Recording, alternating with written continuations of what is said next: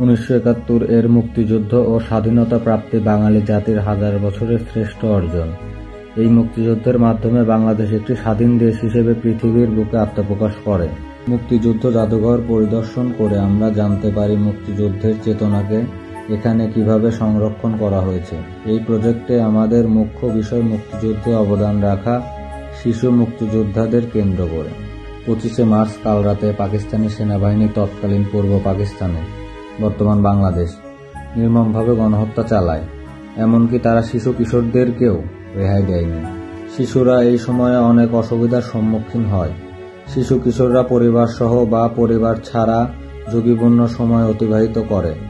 অনেক শিশুই মারা গেছে, আবার অনেক আহত হয়ে পঙ্গুত্ব বরণ করেছে। নিজেদের জীবন বাঁচাতে দেশত্যাগ করতে হয়েছে। অনেক শিশুদের পায়ে হেঁটেই সীমান্ত অতিক্রম করতে হয়। শিশুদের পয় নিষ্কাশনের ব্যবস্থা ছিল না, খাবার ছিল না, অসুখ হয়ে পড়লেও শিশুদের চিকিৎসার ব্যবস্থা ছিল না। অপুষ্টি অনাহারে অনেক শিশুই মারা যায়। 9 মাস মুক্তিযুদ্ধ চলাকালীন দেশের ভেতরে শিশুরা সকল মৌলিক অধিকার থেকে বঞ্চিত হয়েছিল। শিশুদের উপর হানাদার বাহিনীর অত্যাচার ও নির্যাতনের কোনো বিচার ছিল না। যুদ্ধ চলাকালীন অনেক শিশুই বার্তাবাহক হিসেবে কাজ করেছে, মুক্তিযোদ্ধাদের সহযোগিতা করেছে, মুক্তিযোদ্ধাদের পানি, খাবার এবং গুরুত্বপূর্ণ তথ্য সংগ্রহ করত। শহীদ মুক্তিযোদ্ধাদের মধ্যে প্রায় 4 লাখই ছিল শিশু কিশোর। বিডিএস 109 সেকশন 1 আমরা মুক্তিযুদ্ধ নিয়ে যে বীর মুক্তিযোদ্ধার সাক্ষাৎকার নিয়েছি তার নাম শাহজাদা আরমান, 310, ওয়াব কলোনি, বাসাবো। চলুন দেখে আসি তার ইন্টারভিউটি। আমরা জানতে চাচ্ছি বা আপনার চোখে দেখতে চাচ্ছি কেমন ছিল সেই দিনগুলো। সেই দিনগুলো বলতে 1971 সালের সেই কালো রাত্রি 25শে মার্চ রাতে, 25শে মার্চের রাত্রে 12টার দিকে যখন কমলাপুরের দিক থেকে মিসাইল বা আগুনের গোল্লাগুলি আসে, পুরো আকাশ ছেয়ে যায়, তখন আমরা ভয়ে আতঙ্কে থাকি। এইভাবে আমাদের রাতটা কেটে যায়। সকালবেলা শরণার্থীদের সাথে আমরাও চলে যাই রাজারবাগ পুলিশ লাইনের দিকে। সেখানে আমরা খাওয়া থাকা অনেক কষ্ট করি এবং হিন্দুদের সহযোগিতায় আমরা 2 দিন আমাদের সেখানে কাটে। সেখান থেকে চলে আসি এই বিলের মাঝখানে আমাদের কুকার এক বাড়ি ছিল, সেই বাড়িতে। সেখানে আসার পরে সেখানে কিছুদিন কাটার পরে মুক্তিবাহিনীরা মিলিটারিদের সাথে লড়াই করে যখন পানিতে সাঁতরে আমাদের বাড়িতে এসে উঠলো। আমাদের বাড়িতে উঠার পরে আমার আম্মা তাদেরকে খাওয়া দাওয়া করাইলো এবং বিভিন্নভাবে তাদেরকে সহযোগিতা করে। যেহেতু পানি সাঁতরে মিলিটারি আসতে পারবে না, সেই ভয়টা আমাদের তখন ছিল না। যাই হোক, ওরা যাওয়ার পথে আমাদেরকে অনেক ধন্যবাদ দিয়ে গেল এবং নৌকা ডেকে আমরা তাদের গুলির বাক্স এবং তাদের অস্ত্রপাতিগুলি তুলে দিই এবং আমাদেরকে সহযোগিতা যতটুকু সম্ভব আমরা করে দিই। স্বাধীন বাংলা বেতার কেন্দ্রের কথা কি কিছু মনে আছে? কেমন ভূমিকা রেখেছিল তারা মুক্তিযুদ্ধে?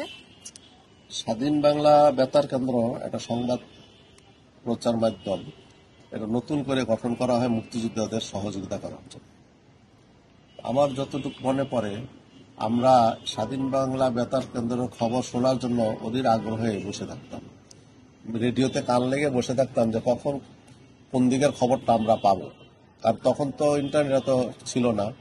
দেখা গেল আমরা ওইখান থেকে বিভিন্ন দেশের সংবাদ পেতাম। মুক্তিবাহিনীরা কতটুকু অগ্রগামী হইতেছে, মিলিটারি কতজন ক্ষতিগ্রস্ত হয়েছে বা কোন দেশ মুক্তিবাহিনীরা দখল করতে পারছে, এগুলির খবরের অপেক্ষায় আমরা বসে থাকতাম। আর এই বেতার কেন্দ্রটা না হলে তো আমরা এই খবরগুলি পেতাম না এবং এটা আমাদের যুদ্ধে অনেক সহযোগিতা করছে। 2024 সালে আমরা একটা শব্দ অনেকবার শুনেছি, রাজাকার। রাজাকার আসলে কারা, কেমন ছিল তারা? আমরা স্বাধীনতার যুদ্ধে যখন সংগ্রাম করি বা আমাদের ভাইরা যখন সংগ্রাম করে, তখন মিলিটারিদেরকে, পাকিস্তানি মিলিটারিদেরকে যারা সহযোগিতা করছে এবং মুক্তিবাহিনীদের বিপক্ষে দাঁড়াইছে, তাদেরকে যারা সহযোগিতা, তারাই মূলত রাজাকার ছিল। এবং তাদের সহযোগিতার কারণেই মুক্তিবাহিনীদের অনেক হোঁচট খেতে হয়েছে এবং অনেক মুক্তিবাহিনী ক্ষতিগ্রস্ত হয়েছে, অনেক বাঙালিরাও ক্ষতিগ্রস্ত হয়েছে। নতুন প্রজন্মের জন্য যদি আপনার কোনো বার্তা থাকে তা আমাদের মাধ্যমে পৌঁছাতে পারেন। নতুন প্রজন্মের কাছে এটাই আমার আশা যে আমরা দ্বিতীয়বার যে স্বাধীনতা অর্জন করেছি ছাত্রদের মাধ্যমে 24শে জুলাই, এই স্বাধীনতা যেন আমরা অক্ষুণ্ণ রাখতে পারি এবং এই স্বাধীনতা অর্জনের মাধ্যমে নতুন প্রজন্ম তাদের ভবিষ্যৎ দিনগুলি গুছিয়ে আমাদের বাংলাদেশটাকে সুন্দর করতে পারে এবং এগিয়ে নিতে পারে, এটাই আমার কাম্য এবং আশা করি। বীর মুক্তিযুদ্ধের ইতিহাস বর্ণনা শেষে কনক্লুশন পার্ট। 1971-এর মুক্তিযুদ্ধে শিশুদের অবদান স্মরণীয়। যুদ্ধ চলাকালীন সময়ে দেশ স্বাধীন করতে বড়দের সঙ্গে মাঠে নেমেছিল শিশুরাও।